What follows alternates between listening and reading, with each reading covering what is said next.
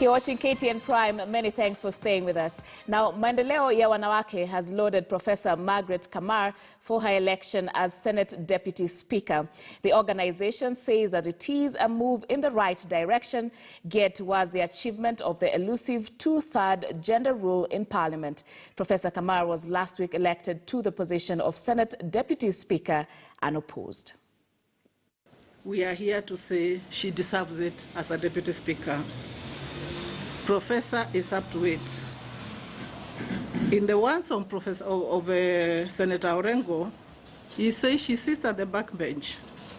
She doesn't say much. She has a lot of experience.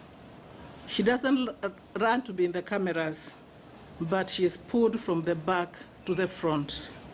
And I say this is because she's a woman of faith. We want to then go to His Excellency and thank him so sincerely as Maendeleo for finding it fit to pick one of us to head the serious docket of Deputy Speaker of the Senate. We congratulate